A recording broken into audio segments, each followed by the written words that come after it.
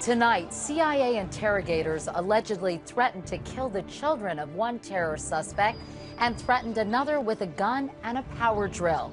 Now the Justice Department is opening a criminal investigation. I'm Katie Couric. Also tonight, criminal charges could be coming in the Michael Jackson case. The county coroner reportedly has ruled the pop star's death a homicide. A huge wave stirred up by Hurricane Bill kills a young girl after spectators ignore warnings to stay away. And descendants of an American slave go to the White House to see the American treasure he helped save. This is the CBS Evening News with Katie Couric. Good evening, everyone. For months, there have been questions about how the Obama administration would deal with the harsh techniques used to interrogate terror suspects during the Bush administration. Well, tonight, there's an answer. The Justice Department is opening a preliminary criminal investigation. Attorney General Eric Holder today named a federal prosecutor to head up the probe. This follows the release of a CIA report that details some of the methods used and says interrogators went too far in an effort to get information. Justice correspondent Bob Orr begins tonight's coverage. The report, written in 2004 by the CIA's Inspector General and released today, says interrogators warned 9/11 mastermind Khalid Sheikh Mohammed, if anything else happens in the United States, we're going to kill your children. A CIA contractor beat another prisoner with a heavy flashlight. The report notes the detainee died in custody. And Abd al-Nushiri, suspected bomber of the USS Cole, was threatened with a handgun and power drill. The debriefer, the report says, revved the drill while the detainee stood naked and hooded. The report reveals CIA field agents also used mock executions and chokeholds, but whole sections remain secret. Details of the waterboarding of top al-Qaeda officials are blacked out. Released in response to an ACLU lawsuit, the report shows some interrogators clearly went beyond the harsh interrogation techniques authorized by the Bush administration's so-called torture memo. They really do show an agency that in some respects is completely out of control, and out of control by design. Although the Bush administration declined to bring criminal charges, Attorney General Eric Holder now has ordered a second look, appointing career prosecutor John Durham to determine if CIA interrogators and contractors broke the law. President Obama, vacationing on Martha's Vineyard, has repeatedly said he has no interest in prosecuting Bush administration officials who crafted the harsh interrogation policies or those who followed them. As a general view, I think that we should be looking forward and not backwards.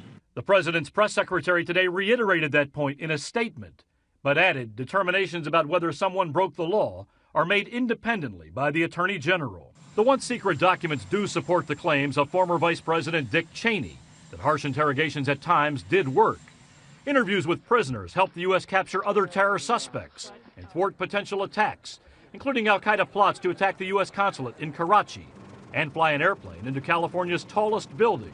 But the release of the long classified report and the appointment of a prosecutor have outraged CIA employees. Today, CIA Director Leon Panetta tried to boost sagging morale, promising the agency he'll stand up for those officers who did what their country asked and who followed the legal guidance they were given. And there's one more change that could be viewed as a slap at the CIA. Going forward now, the FBI will be in charge of interrogations and overseen by the President's National Security Council. Katie? Bob Orr reporting from Washington tonight. Thank you. James Manford is an author and intelligence expert who's written extensively about the CIA.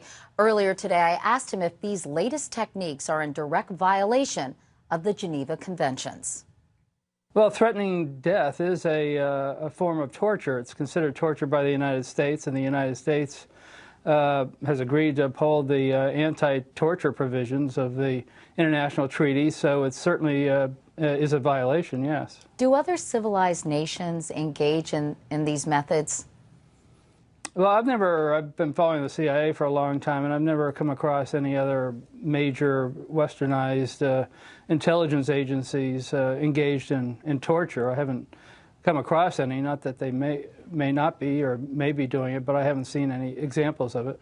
What about those who say making threats against a detainee's family is acceptable if it's effective and prevents another massive terrorist attack?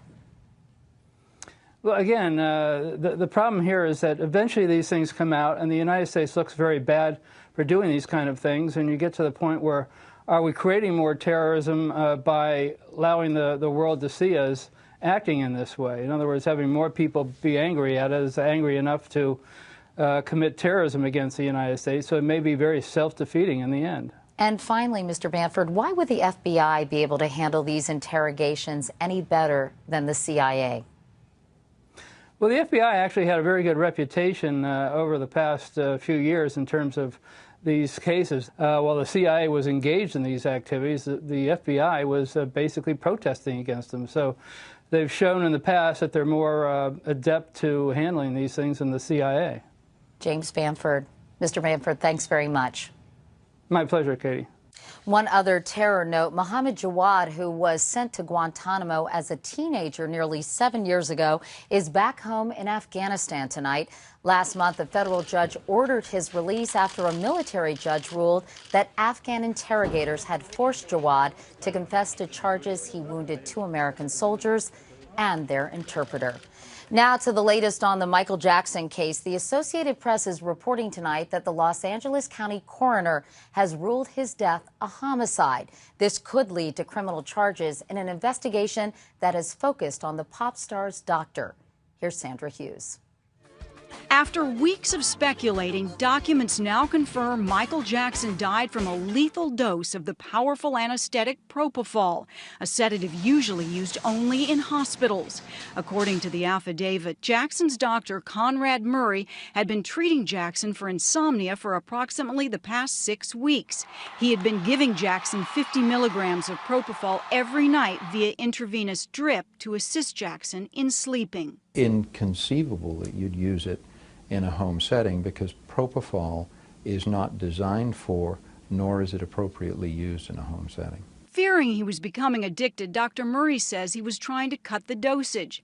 The morning Jackson died, Murray says he first gave Jackson the sedative Valium at 1:30 in the morning. Then at 2 a.m., the muscle relaxant lorazepam. At 3 a.m., the anti-anxiety drug midazolam.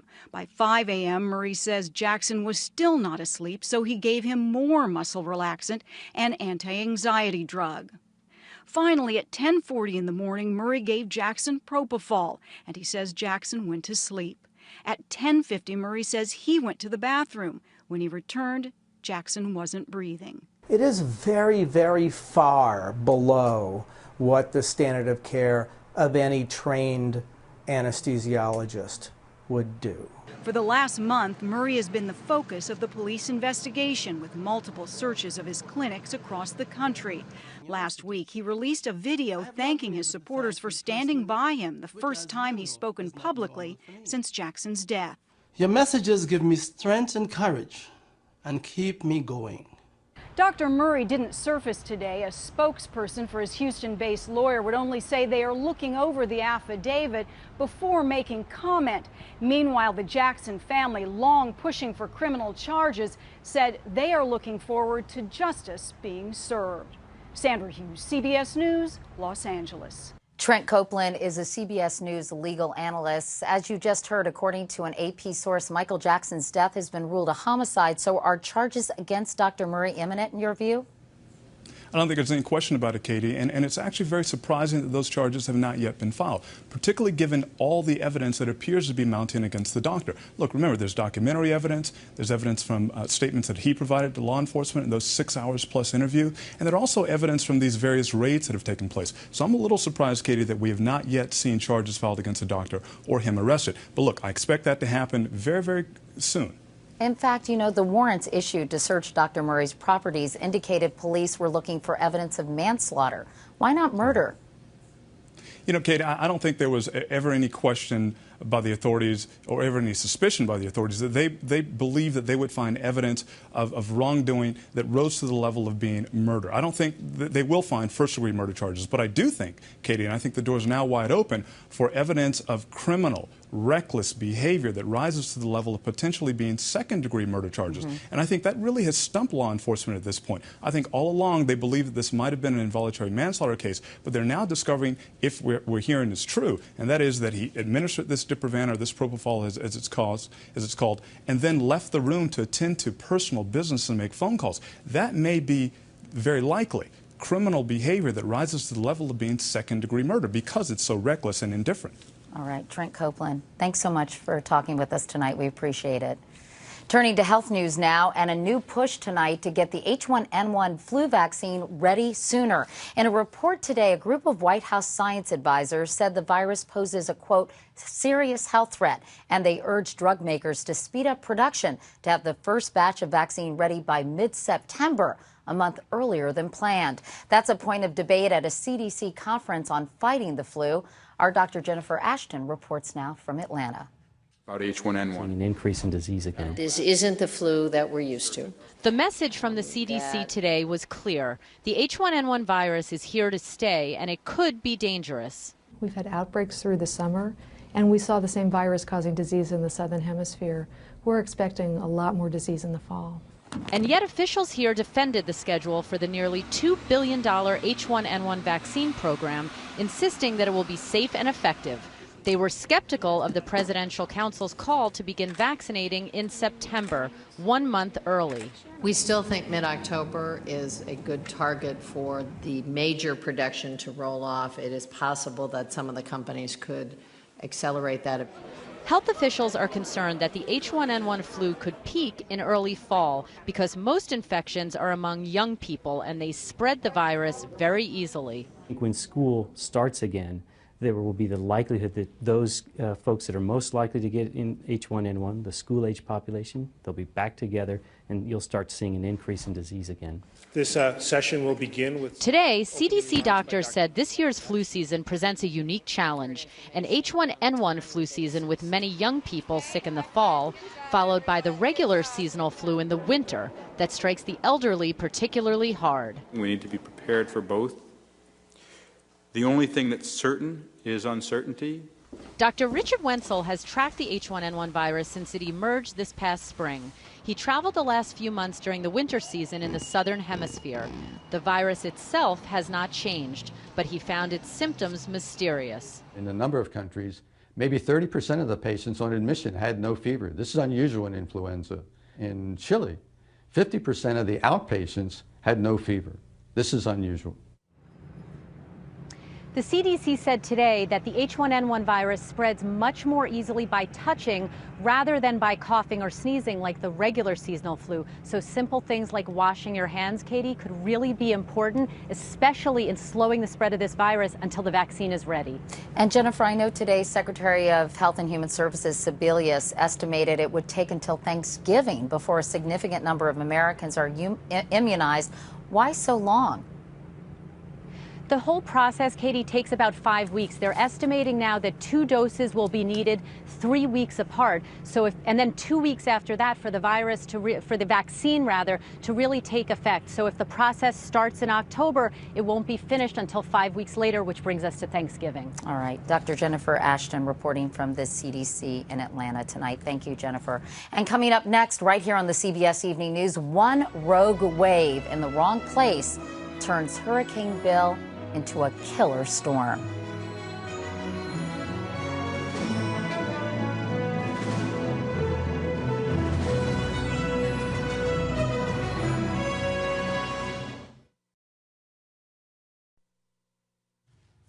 Hurricane Bill never came close to the United States, but it still had a deadly impact. As the storm passed by the Maine coast yesterday, it kicked up big waves, and one hit Acadia National Park, where thousands of people were watching, ignoring storm warnings. That rogue wave injured 13 people at a spot called Thunder Hole and killed a young girl. Here's Jim Axelrod. The seas off Acadia National Park were running 15 feet high, 5 times normal, and winds were close to 30 miles an hour when 7 people were swept into the 57-degree water. The second wave just came up and just sucked them. They lost their balance and they went right in. That second rogue wave took the life of the 7-year-old girl, Cleo Axelrod from New York City. who was standing with her father among 10,000 people at Acadia Sunday, watching the dramatic surf. They went in right off these rocks right here. Cleo and her dad were about 100 yards away from the official observation spot at Thunder Hole, a well-known tourist stop. They were standing on an undeveloped area with no clear rules about whether they could be there or not. Sometimes you're just in the wrong place at the wrong time and lightning hits. It may not have been preventable with rational precautions. Rogue waves are rarely seen, although pictures have been captured mostly by ships at sea. Their exact cause is a mystery, but scientists believe they form when a set of smaller waves combine to make one wave that can triple or even quadruple in size. We know there's going to be extra large waves 3 or 4 times the average. We just don't know when they're going to happen. Coastal Maine's rocky shore might have contributed to the danger because multiple groups of waves roll in and pool higher and higher, helping the rogue wave to crash even further up on land. The rangers were telling us everybody to get out of here, but there was nothing you could do for them. The little girl's body was found a mile from shore. Jim Axelrod, CBS News, New York.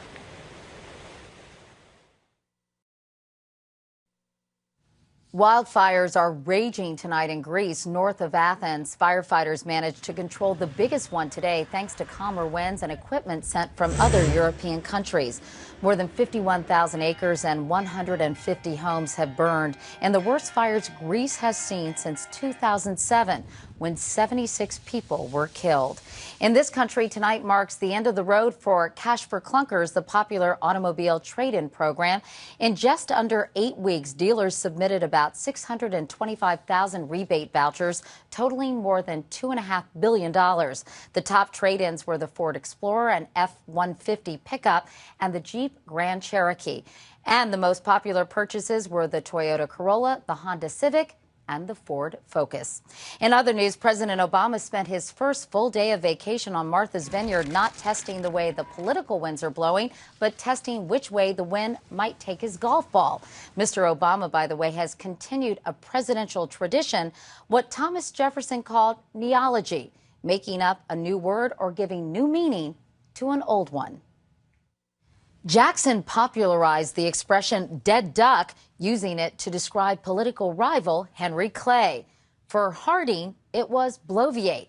He both used it and demonstrated it as he talked on and on. Now, talking about the fuss over health care reform, President Obama has introduced us to wee-weed up. There's something about August going into September where everybody in Washington gets all wee-weed up. Puzzled reporters asked for a definition. I think wee-weed up is when people just get all nervous for no particular reason. In other words, they lose control. We'll have to see if wee-weed up makes it into the cultural lexicon or goes the way of Jefferson's debarrass, which means to unembarrass yourself, something folks in Washington rarely do. And we'll be right back. And finally tonight, we go back to the day when our fourth president, James Madison, almost lost the White House, not because of an election, but because of arson. The anniversary brought some special visitors to the executive mansion today. Bill Plant reports. 195 years ago today, British troops set fire to the White House, and descendants of Paul Jennings, an African-American slave who was there, have come to see the national treasure he helped save. It's a piece of history that needs to be told. Jennings was born into slavery in 1799 on the Virginia estate of James Madison. He came with Madison to the White House in 1809. In 1865, Jennings, by then a free man, published the only known account by a White House slave, A Colored Man's Reminiscences of James Madison, in which he describes what happened when Dolly Madison fled the White House as British redcoats advanced on Washington. Suddenly the message came, sorry, dear, the battle is lost and you should leave. And then I think she started to panic. All then was confusion, wrote Jennings. Mrs. Madison ordered her carriage and, passing through the dining room, caught up what silver she could, then jumped into the chariot. And what of the story that she saved the famous portrait of George Washington? Jennings, seen here with the latter, was an eyewitness. It has often been stated in print, Jennings writes, that when Mrs. Madison escaped the White House, she cut out from the frame the large portrait of Washington and carried it off. This is totally false. She had no time for doing it. She gave directions on how the painting to be removed, and it was screwed to the wall, and they couldn't just lift it off and carry it away. Jennings had nothing but praise for the Madisons, but after James Madison died in 1836, Dolly fell into poverty and refused to free him as her husband had promised. Instead, she sold Jennings for $200. Freed a few years later, Jennings writes that he visited the impoverished Dolly and occasionally gave her small sums from my own pocket. It also creates a place in history for how slaves were a part of the history of the United States, not an index, or a footnote that's at the back of the book. No footnote indeed. Bill Plant, CBS News, the White House. And that is the CBS Evening News for tonight. I'm Katie Couric. Thanks for watching. I'll see you tomorrow. Good night.